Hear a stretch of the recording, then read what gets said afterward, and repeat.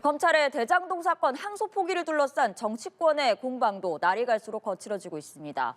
더불어민주당은 일선 수사팀의 반발이 쿠데타적 항명이라며 비판 수위를 높였고, 국민의힘은 이재명 대통령 등 윗선을 겨냥해 탄핵 사유라고 몰아붙였습니다. 홍서연 기자가 보도합니다. 대장동 사건 항소 포기를 놓고 여야 모두 국정조사 카드를 꺼내든 가운데 화살은 정반대를 향했습니다. 국민의힘은 법무부와 대통령실 등 윗선의 개입이 있었는지 확인해야 한다고 따져 물었습니다.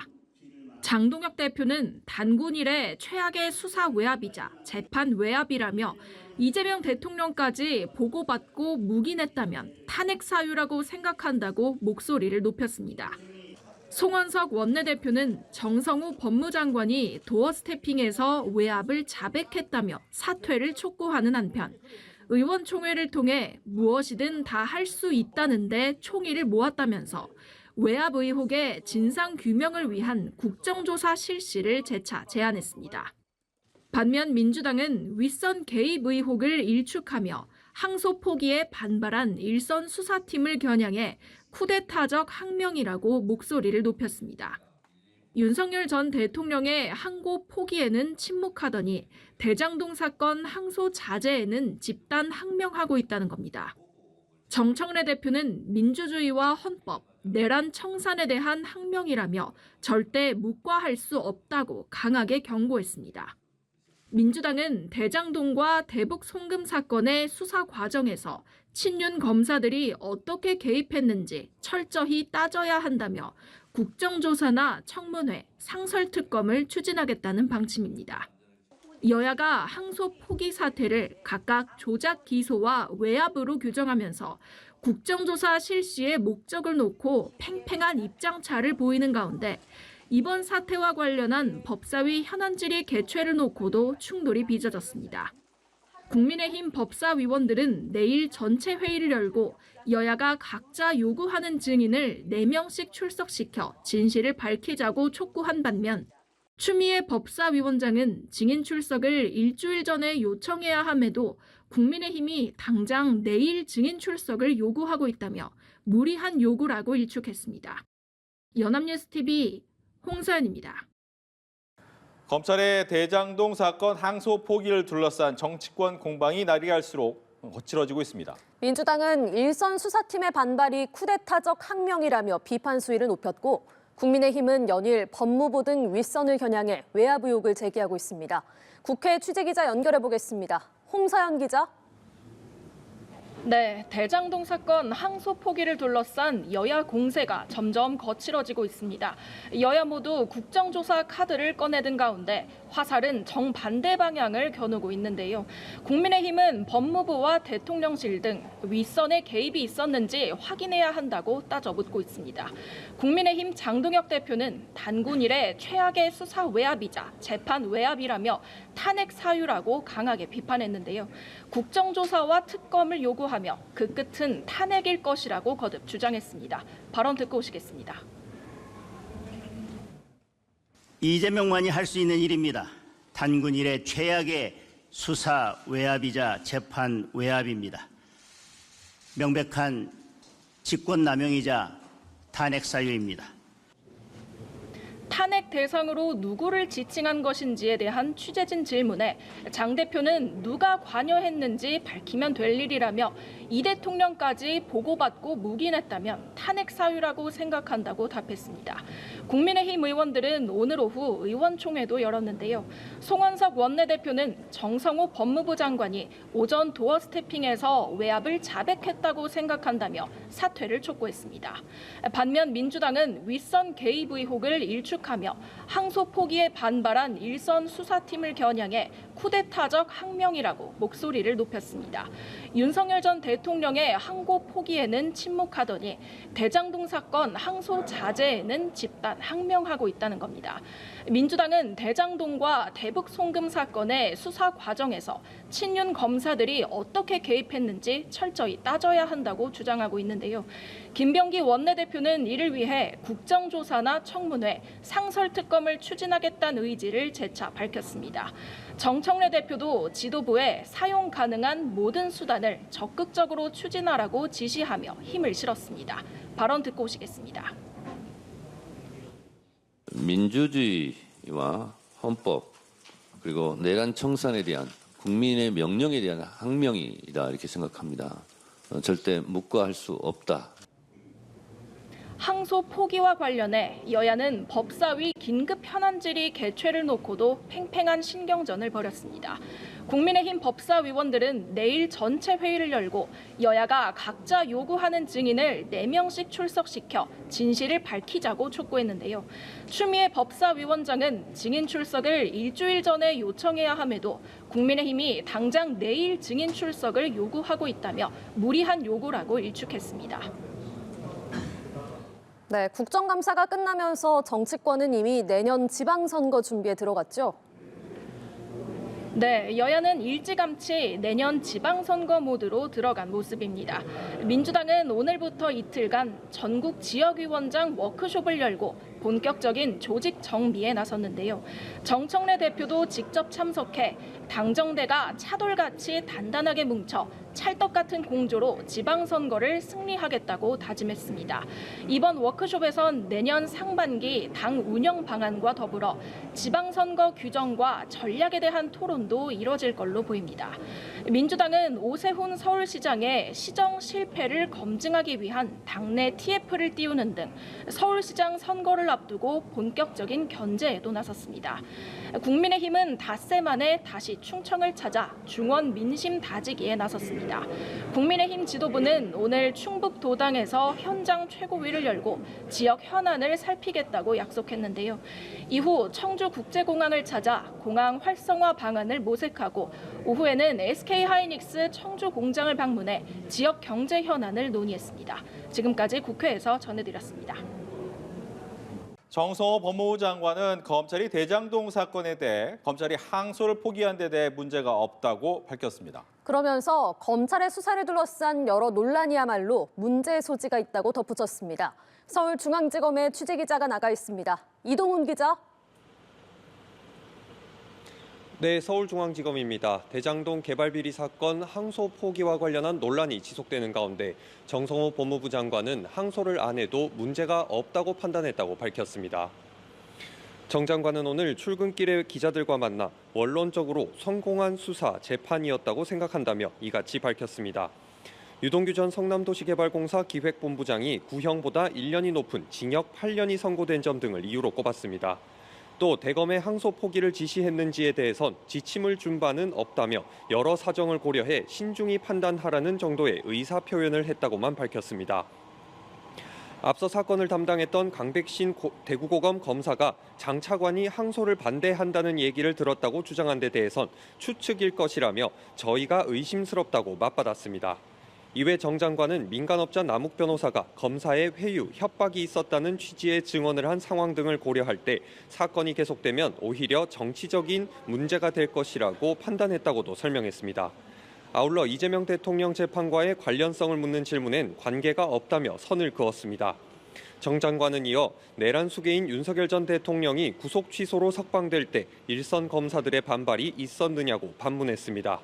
그러면서 그동안 검찰이 얼마나 많은 권한을 남용하고 사건을 왜곡했는지 국민들은 알고 있다며 이제 거기서 벗어나야 한다고 했습니다. 네, 검찰 내부 반발은 아직 이어지고 있죠. 네, 그렇습니다. 사건을 담당했던 검사들은 물론 지위 고하를 막론하고 내부 구성원들의 반발이 빗발치는 모양새입니다. 앞서 노만석 검찰총장 대행은 어제 중앙지검장과 협의했고 법무부의 의견을 참고했다고만 설명한 뒤 오늘 출근길에선 말을 아꼈는데요. 사의를 표명한 정진우 지검장은 의견이 달랐다고 반박을 해 정 장관의 입장 표명에도 논란은 현재 진행형입니다. 우선 전국 지검장들이 공동으로 성명을 내고 노 대행에게 사태에 대한 추가 설명을 요청했습니다. 박재혁 수원지검장은 내부 게시판 글에서 노 대행이 밝힌 입장은 구체적인 경위 등이 포함되지 않아 납득되지 않는다고 비판했습니다. 이어 8개 대형 지청을 이끄는 지청장들도 공동 입장문을 내고 대검과 법무부 지휘부에 해명을 요청했고 대검의 실무를 책임지는 연구관 검사들은 노대행의 경위 소명과 사퇴를 요구하는 입장문을 냈습니다. 이들은 이번 항소 포기 결정은 검찰의 가장 핵심적인 기능인 공소유지 의무를 스스로 포기한 결과를 초래했다고 비판하며 거취 표명을 포함한 합당한 책임을 다하길 요구한다고 덧붙였습니다. 지금까지 서울중앙지검에서 전해드렸습니다. 이 시각 정치권 이슈 살펴봅니다. 검찰이 대장동 사건의 항소를 제기하지 않기로 하면서 검찰 내부와 정치권을 뒤흔들고 있습니다. 서울중앙지검장 사의 표명 후 전국 18개 지방검찰청 검사장들은 항소 포기 경위와 근거를 설명하라고 요구하면서 파장은 더 커지고 있습니다. 정성호 법무부 장관 구형보다 높은 형이 선고돼 항소를 하지 않아도 문제되지 않는다고 판단했다면서 신중하게 알아서 판단하라고 했다고 윗선 지시 의혹에 선을 그었습니다. 여야도 강하게 맞붙었습니다. 더불어민주당 김병기 원내대표는 한 줌도 안 되는 정치 검사들의 항명은 국민과 민주주의에 대한 도전이라면서 국정조사 등 가능한 모든 수단을 동원하겠다는 뜻을 밝혔습니다. 반면 국민의힘 장동혁 대표는 7,400억 원짜리 항소 포기라며 단군 이래 최악의 수사 외압이자 재판 외압, 명백한 집권 남용이고 탄핵 사유라고 맞섰습니다. 관련한 내용 자세히 짚어보겠습니다.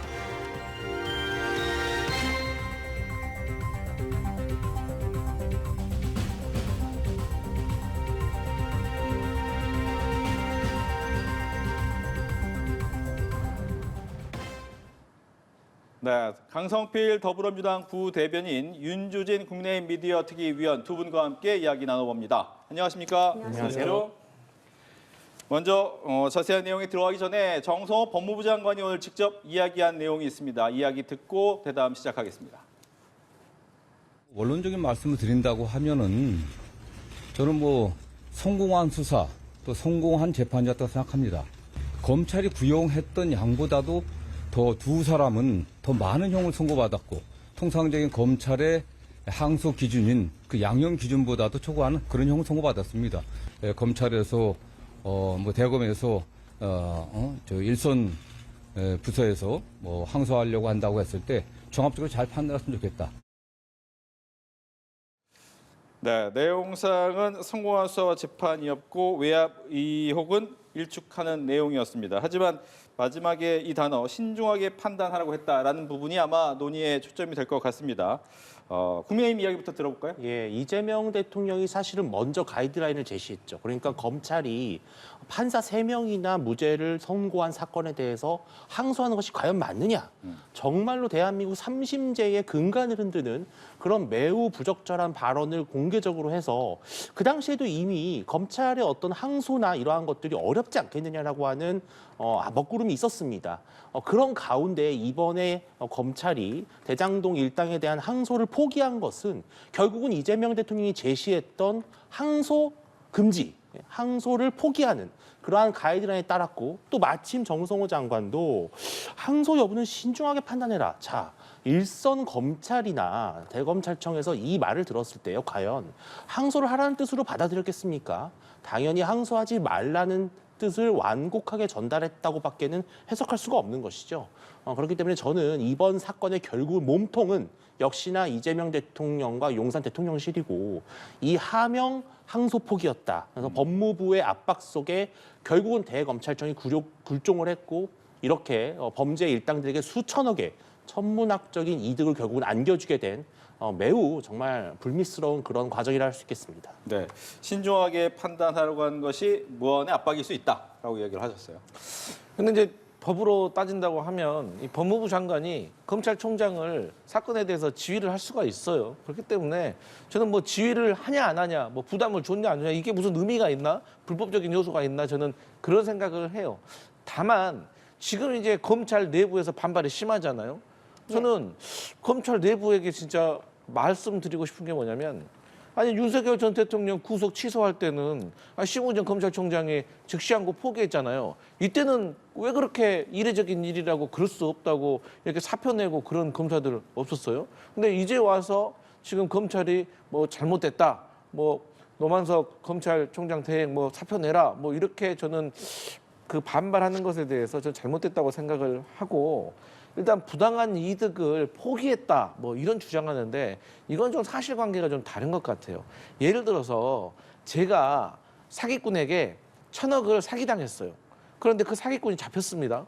그러면 검찰이 그 사기꾼에게 그 1,000억을 받아가지고 저에게 줘야 됩니까? 아니면 국고로 환수를 시켜야 됩니까? 저에게 줘야 되는 거예요. 그런데 항소를 통해서 국고로 환수를 시켜야 된다? 그건 잘못된 것이죠. 그것은 성남시가 이 대장동 일당에게 민사소송을 지금 현재도 하고 있고 민사소송을 통해서 그 돈을 초과 그 수익을 환수해가지고 성남 시민에게 돌려줘야죠. 그것을 왜 국고로 환수합니까? 그러니까 저는 이게 이런 잘못된 프레임에 대해서는 단호하게 대처해야 된다고 생각합니다. 예, 강성필 부대변인께서는 지금 검찰의 내부 반발에 대해서 검사들이 윤석열 전 대통령의 구속 취소 때는 왜 그렇다면 침묵을 했느냐 이런 부분을 좀 지적을 해주셨는데 그렇다면 이 지점을 좀 여쭤보고 싶습니다. 강백신 대구고검 검사가 법무부 장관과 차관에 어떤 압박이 있었다고 들었다라고 이야기한 걸 두고 정성호 장관이 또 이 부분에 대해서도 언급을 했단 말이죠. 추측일 것이다. 저희가 의심된다 이렇게 밝혔고 그리고 노만석 대행이 서울중앙지검장과 협의를 해서 이 결정을 했다고 했는데 정진우 지검장은 또 사퇴를 하지 않았습니까? 이런 뭔가 약간 진실공방처럼 흘러가는 이런 양상에 대해서는 어떻게 보십니까? 저는 이게 진실공방이라는 표현보다 아니 쉽게 말해서 대검에서 주장했던 내용하고 이 수사팀 그리고 중앙지검에서의 이 항소에 대한 이 주장이 서로 다른 거잖아요. 그러면 저는 정진우 중앙지검장이 아니 본인이 그냥 항소하시고 사표 내셔도 됐잖아요. 근데 본인도 결국에는 대검의 의견을 받아가지고 수사팀에게 항소하지 말라고 한 거 아니에요. 그러니까 저는 이것도 좀 앞뒤가 안 맞는 것 같아요. 그리고 저는 수사팀이 과연 이 압력이라든지 뭐 이런 부분에 있어서 과연 지적할 만한 자격이 있는가에 대해서 저는 물어보고 싶어요. 그러니까 지금 대장동 수사팀에 대해서 이 이재명 대통령과 관련됐다라고 지금 주장을 하고 있잖아요. 근데 여기에 핵심 피고가 5명입니다. 이게 유동규, 김만배, 정영학, 정민용 그리고 남욱 이렇게거든요. 예. 근데 남욱 변호사 같은 경우도 울면서 회유와 협박을 받았다고 그 진술을 변경을 하고 있어요. 그리고 정영학 회계사에 그 제출했던 그 핵심 자료 그게 뭐냐면 평당 단가가 1,400만 원이냐 1,500만 원이냐 이거 상당히 중요한 거거든요. 이재명 대통령과 관련해가지고 배임죄와 관련해서. 근데 이것도 정영학 회계사가 검찰의 조작이라고 지금 얘기를 하고 있어요. 쉽게 말해서 이제는 유동규 한 명 빼놓고는 모두 다 이재명 대통령과 관련돼서 불리한 진술을 하다가 유리한 진술로 바꾸고 있거든요. 그러면 이 유동규마저도 사실 본인이 3억을 남욱으로부터 받아가지고 누구한테 줬다고 했어요? 김용과 정진상에게 줬다고 했잖아요. 근데 이것도 알고 보니까 유동규 씨가 본인의 개인 채무를 철거업자한테 변제한 거잖아요. 그러면 그 말도 틀린 거예요. 그렇기 때문에 사실 그 대장동 일당의 1차 1심 그 법원에서도 유동규 씨를 검찰이 구형 7년을 했는데 8년으로 올려치기 했습니다. 정미용 씨도 5년 했는데 6년으로 올려치기 했어요. 이것은 검찰과 피고인들의 이 일종의 플리바게닝, 불법적인 플리바게닝에 대해서 법원이 엄벌에 처한 거거든요. 그렇기 때문에 저희는 이런 수사와 관련해가지고 과연 수사팀이 이게 무슨 외압이 있었다더니 의혹이 있었다니 그런 주장을 할 자격이 있는가. 그리고 법원에서도 이런 검찰의 잘못된 행태에 대해서 엄벌을 처한 것이다. 그렇게 보고 있습니다. 예, 국민의힘 입장 듣겠습니다. 이번 1심의 판결을 마치 뭐 전지전능한 판결처럼 말씀을 하시는데요. 대한민국은 엄연히 3심제를 운영하고 있습니다. 그리고 1심 재판부를 하더라도 법리와 사실관계에 대한 충분한 오해가 발생할 수 있어요. 그래서 1심이 2심에서 뒤집히고 2심이 대법심에서 뒤집히는 겁니다. 그래서 결국은 이러한 중요한 사건은 결국은 다 3심까지 가서 최종적인 대법원의 판단을 받아야 그제서야 사회적 논란이 해소가 되는 것이죠. 제가 여쭙고 싶은 거는 이렇게 중요한 사건, 이렇게 천문학적인 액수의 단군 일의 최대 개발 비리 게이트와 관련된 이 정도 규모의 사안에 대해서 검찰이 항소하지 않은 적이 있습니까? 단 한 번도 없습니다. 이번이 최초입니다. 단군 일의 최초의 비리 게이트에 단군 일의 최초의 포기입니다. 항소 포기. 자, 이런 것은 결국은 형평성을 따질 수밖에 없는 것이고요. 남욱이나 이런 사람들의 진술 변화 당연하죠. 지금 이재명 정권 천하 아닙니까? 행정권, 입법권, 사법권까지 지금 쥐고 흔들겠다는 이 정권 아래서 당연히 진술을 유리하게 바꿔야 하면 이렇게 항소 포기를 하고 결국은 검찰이 항소를 포기해서 무죄를 선고해 준 겁니다. 이게 정말 어처구니 없는 일이죠. 김만배 5,700억, 남욱 1,000억. 이게 정상적인 수익입니까? 그거 당연히 국가가 국민을 대신해서 추징하고 그 추징하는 형사사건이 재판이 나와야 그걸 증거를 삼아서 민사소송이 이루어지는 거거든요. 그렇기 때문에 이번 항소 포기는 사실상 면죄부를 준 것이고요. 1심 재판부가 확신을 갖지 못했던 또 하나의 이유, 이재명 대통령이 재판에 불출석을 너무나 많이 했습니다. 핵심 증인인데 나오지 않았습니다. 이러한 부분까지 좀 종합적으로 따져야 한다고 봅니다. 근데 이제 이 형사 재판에서 뭐 항소하고 상고심 가가지고 이 대장동 일당이 유죄를 받았다.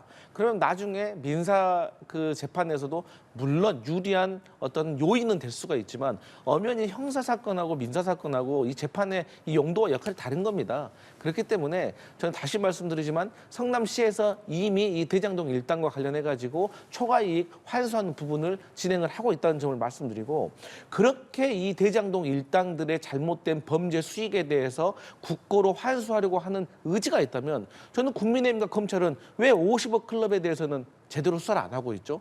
우리 대한민국 국민들 다 기억하실 겁니다. 아니 어떻게 무슨 대기업도 아니고 어떻게 30대 남성이 퇴직을 하면서 50억을 퇴직금으로 받을 수가 있습니까? 이거 누가 이해하겠습니까? 이거는 김만배 씨가 곽상도 그 전 국회의원에게 컨소시엄의 특정 은행이 이탈하지 않도록 청탁한 거예요. 그리고 우리 그 윤석열 전 대통령의 뭐 스승격인 박용수 특검도 어떻게 됐습니까? 여기서 그 다른 특정 은행이 또 컨소시엄으로부터 참여해달라는 그런 청탁을 받고 여기에 대해서 딸이 대장동에 아파트를 받고 11억의 대여금을 받았다는 이런 것들이 있는데 이거 제대로 다 수사되고 제대로 처리됐습니까? 곽상도 씨는요, 아들이 50억을 퇴직금을 받았는데도 불구하고 본인만 정치자금법으로 벌금 800만 원밖에 안 받았어요. 이런 것에 대해서는 아무런 말도 안 하면서 민사소송으로 이루어져서 향후에 환수할 수 있는 내용에 대해서만 지적한다는 것은 좀 앞뒤가 맞지 않는다고 생각을 합니다. 네, 반론. 50억 클럽 사건을 여기에 갖고 오는 것은 저는 좀 약간 다소 물타기라고 생각이 드는 게요. 저는 그 사건도 제대로 수사해야 된다고 생각합니다. 국민의힘이 언제 50억 클럽 관련해가지고 지금 민주당이 대장동 일당들을 마치 정의의 무슨 피해자인 것처럼 옹호하는 것처럼 그렇게 하지 않았습니다. 50억 클럽 당연히 수사돼야 되고요. 50억 클럽 사건에는 사실 국민의힘 말고도 민주당과 매우 친밀도가 높은 그런 인사들도 많이 섞여 있습니다. 그 부분은 그 부분들을 당연히 수사하는 것이고요. 결국은 이번에 이 항소 포기가 됨으로써 이렇게 수천억, 정말 지금 하루에 2.5억씩 번다는 거 아니겠습니까? 진중권 씨가 그랬어요. 몇 년만 버티고 나오면 재벌되니까 부럽다 그랬습니다. 지금 국민들 모두 속이 다 뒤집힐 겁니다. 이렇게 당연히 성남 시민들을 위해서 쓰였어야 될 그 수익금을 일부 몇 명이 정말 수천억씩 축제하는 이러한 광경을 보고도 검찰이 항소를 포기했다? 지금 그리고 검찰이 나온 이 반응을 보시면요. 심우정 검찰총장이 그 당시에 윤석열 대통령 즉시 항고를 하지 않은 것은요. 일시적인 어떤 석방의 문제였지 어떤 죄의 유무를 다투는 문제가 아니었습니다. 그리고 결국은 윤석열 전 대통령 지금 구속돼 있습니다. 그런데 이번 항소 포기는 검찰이 항소를 포기함으로써 더 이상 재판부에서 이 문제를 다루지 못하게 되기 때문에 확정 판결이나 다름이 없는 것입니다. 너무나 이거는 무리한 것이었고 결국은 이거는 정성호 장관이 책임지고 아마 사퇴해야 할 문제로 비화될 거라고 봅니다. 근데 이제 그 윤석열 전 대통령의 구속이 취소된 거에 대해서는 제가 봤을 때 이제 국민의힘 측하고 저희 민주당이 바라보는 시선, 그러니까 이 그때 당시의 사건에 대한 무게감과 엄중함에 대해서 인식 차이가 좀 있는 것 같아요.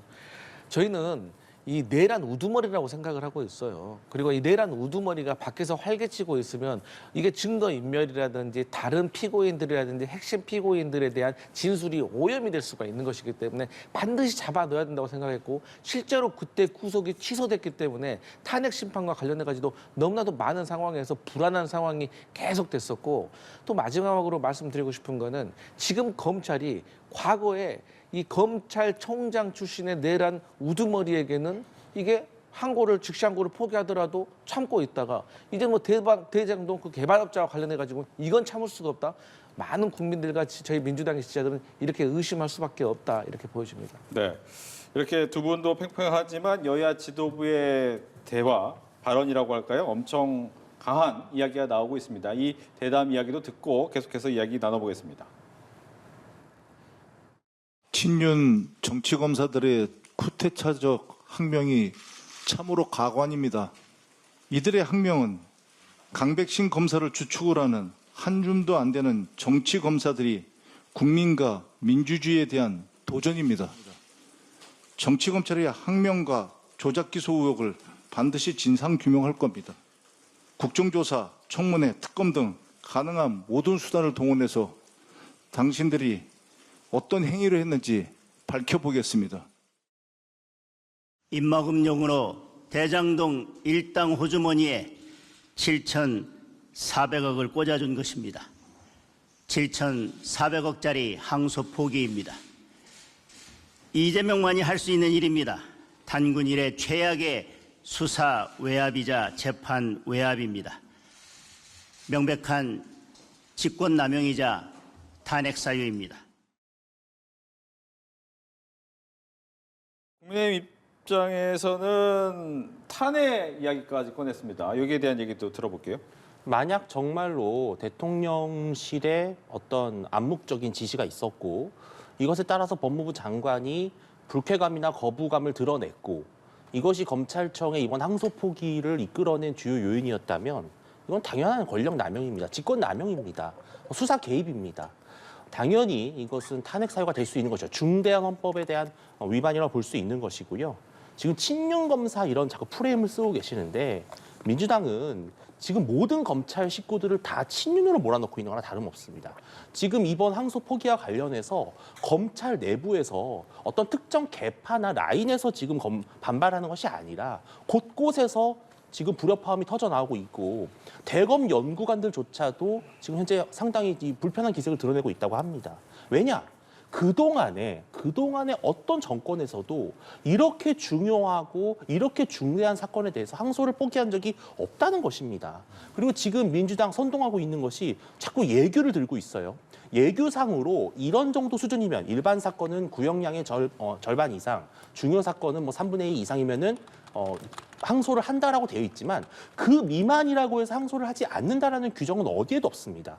그리고 그동안 보십시오. 검찰은 대부분 이런 사건에 대해서 항소를 해왔고 결국은 마지막에 3심까지 갔습니다.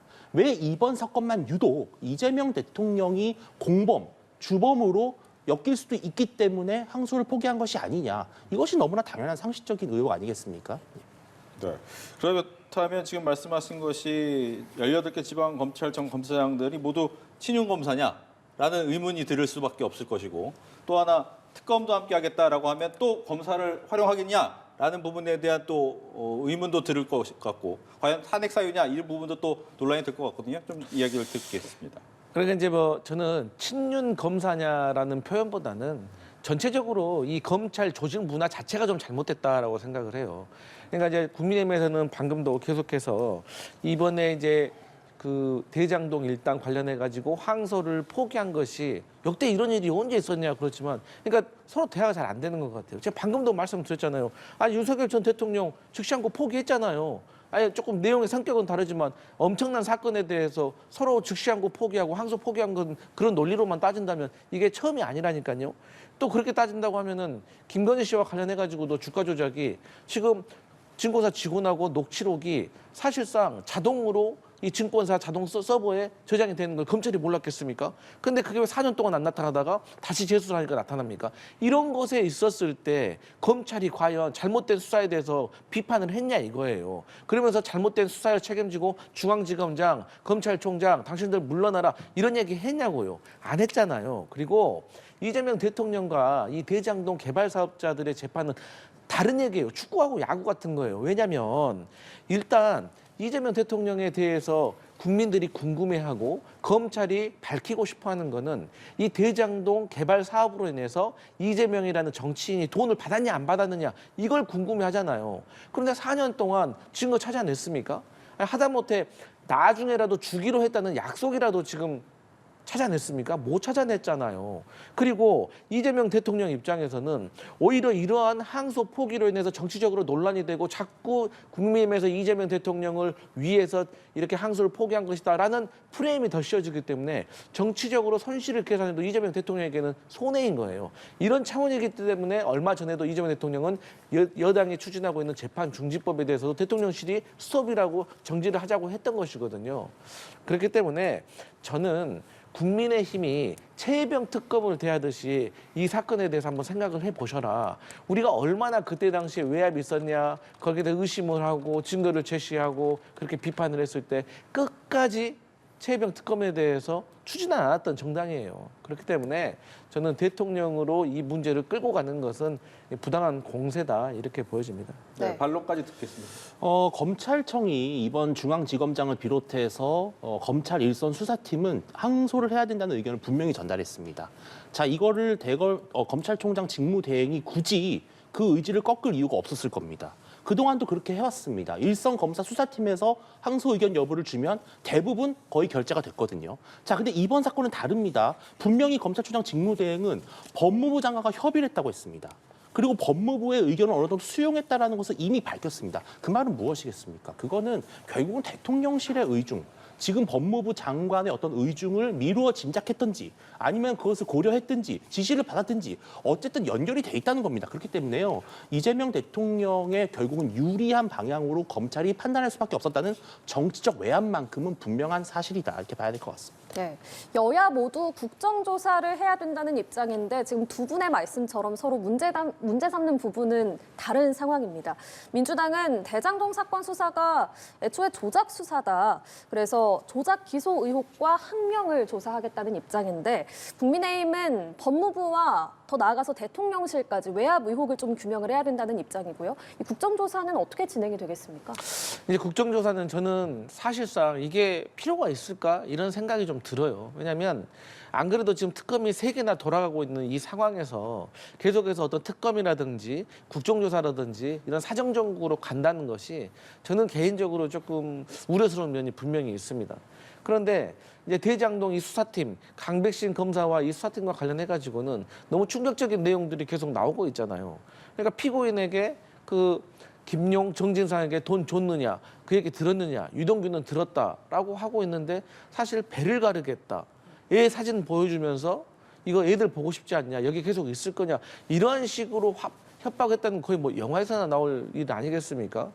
그리고 이 사건 말고도 사실 대북 송금과 관련해 가지고도 김성태 쌍방울 전 회장 같은 경우는 한국에 귀국을 했을 당시에는 이재명 대통령 일면식도 없다 모른다라고 했어요. 근데 검찰의 회유가 계속되니까 연어 술 파티가 의혹이 생기는 것이고 이런 과정 속에서 또 이재명 대통령에게 불리한 증언들을 이어지고 또 그러한 피고인들이 진술이 변경되는 이런 과정 속에 있어서 저는 이 국정조사가 반드시 필요하다면 또 진행을 해야 되겠지만 그 전에 좀 신중하게 다르게 해결을 할 수 있는 방법이 있으면 좀 다른 방법으로 했으면 좋겠다는 생각이 있습니다. 네, 어떻게 생각하세요? 저는 이번 기회에 모든 걸 한번 다 죄송합니다. 털고 갔으면 좋겠습니다. 그러니까 뭐냐면 애초부터 대장동 사건의 실체적 진실에 대해서도 다시 한번 짚어보는 겁니다. 일선 수사들, 기관들, 그다음에 증인들 전부 다 불러내서 하고요. 마지막 단에서는 결국은 이 마지막에 항소 포기를 하게 된 경위, 정확한 내부 사정, 누가 누구에게 어떤 말을 전했는지, 누가 무슨 판단을 했는지를 따져보자는 겁니다. 자, 그런데 이거는 완전히 고양이한테 생선 가게를 맡기는 격인 것이 지금 최근에 여러 가지 운영이라든지 국감을 보시면은 이 증인 채택 문제에 있어서 얼마나 민주당이 일방적으로 자신에게 유리하게 했습니까? 아예 증인이 없는 인사청문회도 정말 많았습니다.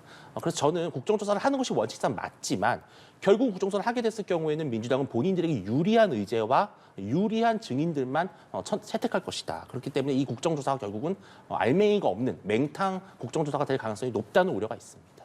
네, 이제 연결된 얘기죠. 국회 법사위에서 이제 전체 회의를 내일 여는데 이제 국민의힘 입장에서는 긴급 현안 질의하겠다 관련된 내용 좀 얘기해보자라고 했는데 추미애 법사위원장은 이거는 정쟁이다. 따라서 할 수 없다라고 얘기를 하고 있단 말이에요. 아마 내일 법사위 회의 때도 이제 여러 이야기가 나오겠지만 어떻게 예상을 하시는지요?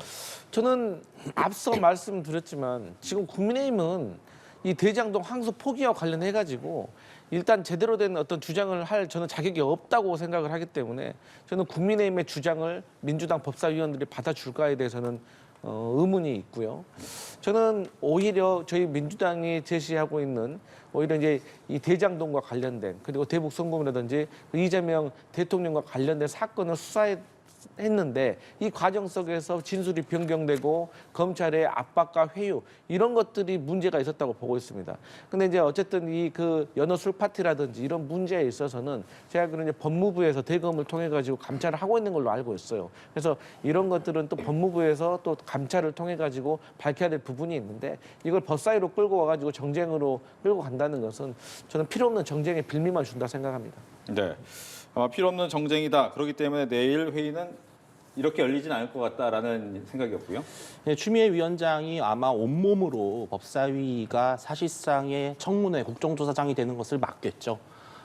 사실 매우 국민의힘으로서는 무기력한 상황입니다. 왜냐하면 어떤 상임위를 열었을 때 당연히 지금과 같은 사건이면은 과거 같은 경우에는 그래도 나름대로 상식과 양심이 있다면 적어도 야당이 질의를 할 기회조차는 줬습니다.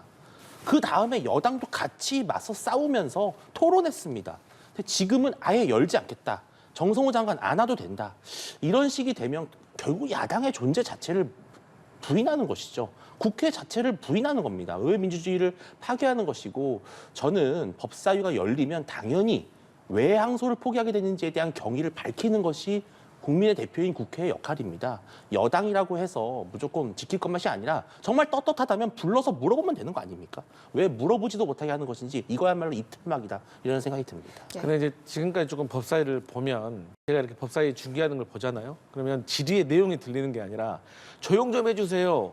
말 좀 하게 해주세요. 위원장이 조용 좀 하세요. 이런 말만 들리거든요. 그렇기 때문에 저는 사실 이 정성호 장관이라든지 누구 불러서 과연 제대로 된 질의가 될까라는 거에 대해서 의문인 거고 이런 모습을 국민들이 보았기 때문에 과연 법사위에 대해서 국민들이 얼마나 제대로 된 질의를 기대할 수 있을까라는 생각이 들고 뭐 물론 지금 당장은 아니겠지만 다른 이유로든지 간에 언젠가 법사위는 열릴 것이고 정성호 법무부 장관은 또 법사위에 출석을 해야 됩니다. 그렇기 때문에 야당 의원들이 법사위에서 법무부 장관을 상대로 질의할 수 있는 기회는 얼마든지 있다. 이런 말씀 드립니다. 네, 내일 법사위 전체 회의 어떻게 진행이 될지 지켜보도록 하겠습니다.